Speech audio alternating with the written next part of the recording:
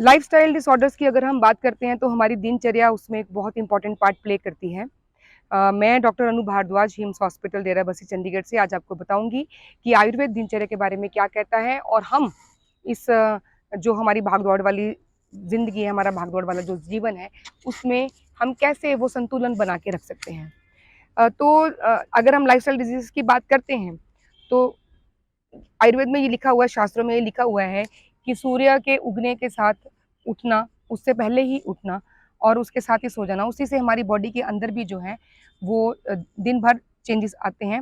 तो एक circadian rhythm हमारे बॉडी की बनी होती है, जिसको जब हम डिस्टर्ब करते हैं तब हमारी बॉडी के जो वात पित्त और कफ है, यानी कि जो बेसिक एलिमेंट्स हैं जो हमारी एक्टिविटीज़ को चलाते हैं, हमारी नॉर्मल फिजियोलॉजी को मेंटेन करके रखते हैं, वो सब जो हैं वो डिस्टर्ब होते हैं, वो ख़राब होते हैं।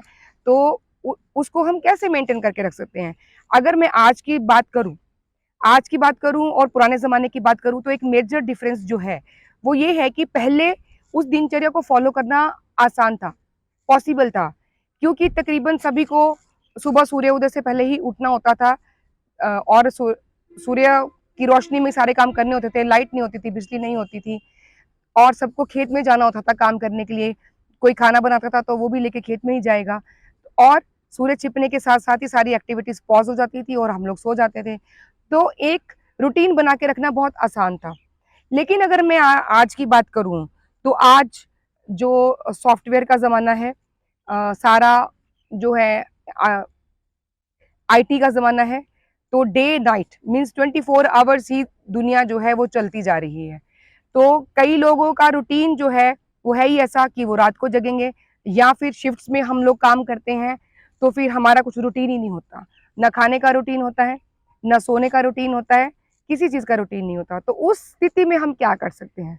तो ऐसी स्थिति में जो भी बेस्ट पॉसिबिलिटीज़ हैं उनको हम अपने आप एक्सप्लोर कर सकते हैं।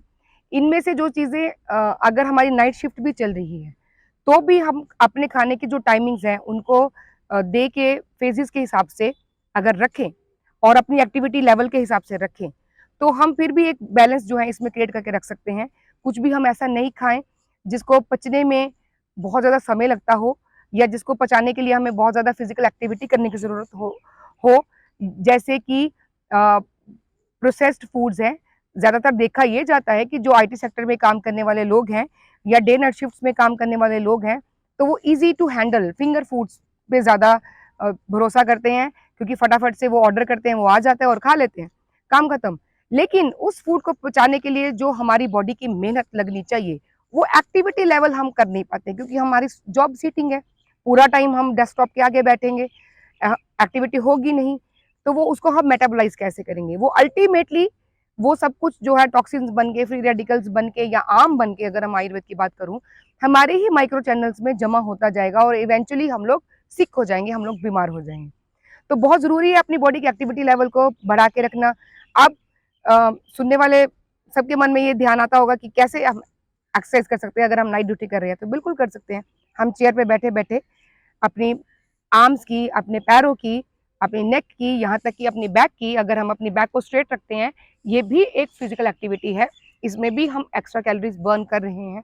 बीच बीच में बैठ के हम ब्रेक लेते हैं, कुछ सेकंड्स की चाहे हम ब्रेक लें, उसमें हम अपने हाथों की, अपने बाजुओं की जो है अगर हम योग में देखें तो बहुत सारे ऐसे आसन हैं, हस्त मुद्राएं हैं, वो हम कर सकते हैं। मुद्राएं हैं, हाथों की मुद्राएं हैं, वो हम अपने दोषों के हिसाब से चूज करके वो कर सकते हैं, करते रह सकते हैं।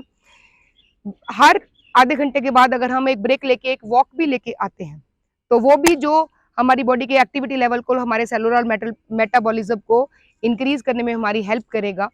और दो बहुत इंपॉर्टेंट चीजें हैं जिनके में हमने बैलेंस बना के रखना है। नंबर एक, हम ऐसा भोजन ही ना खाएं जो कि हमारी सिटिंग, हमारी सेडेंटरी लाइफ के साथ में मैच नहीं कर रहा, हमारी बॉडी का एक्टिविटी लेवल उतना नहीं है जितना कि हम उसको पचा सकें।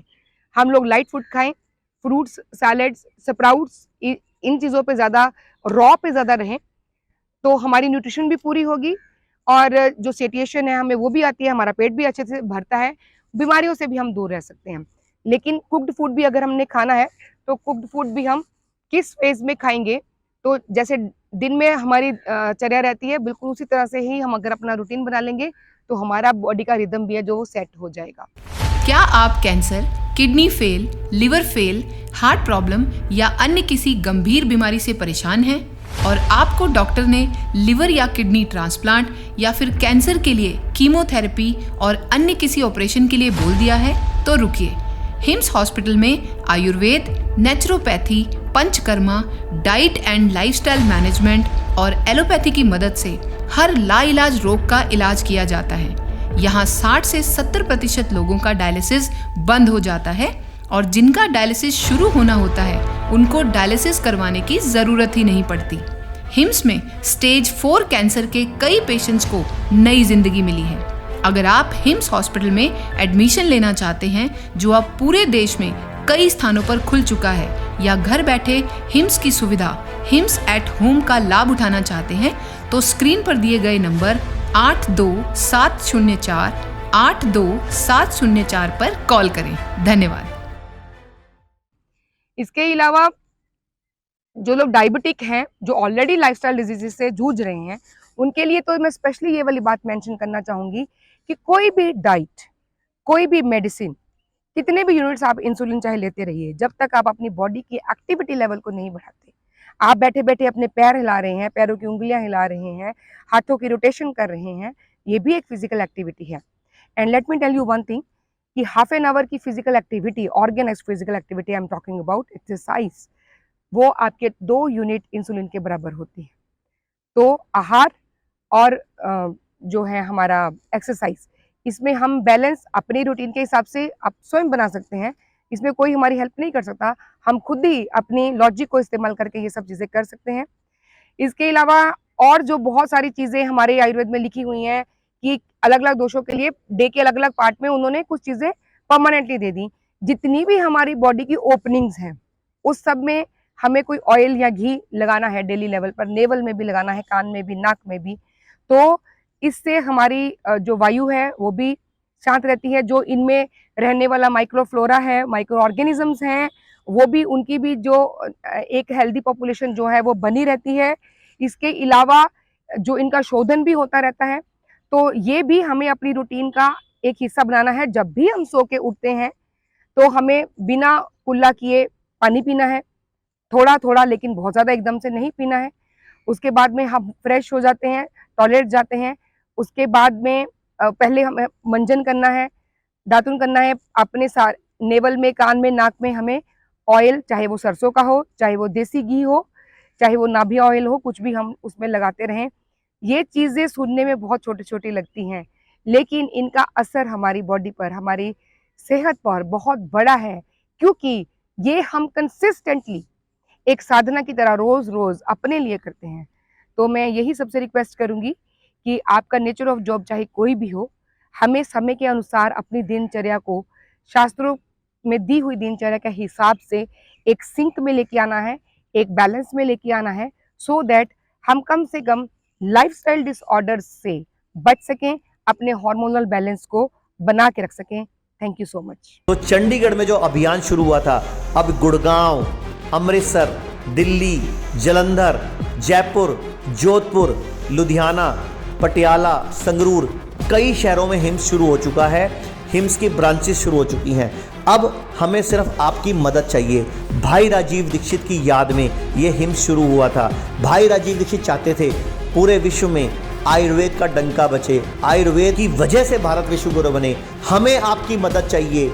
हर किडनी पेशेंट, लीवर फेल के पेशेंट और कैंसर के पेशेंट तक इस वीडियो को पहुंचाइए और भारत को विश्व गुरु बनाने में हमारी मदद कीजिए। धन्यवाद। जय हिंद।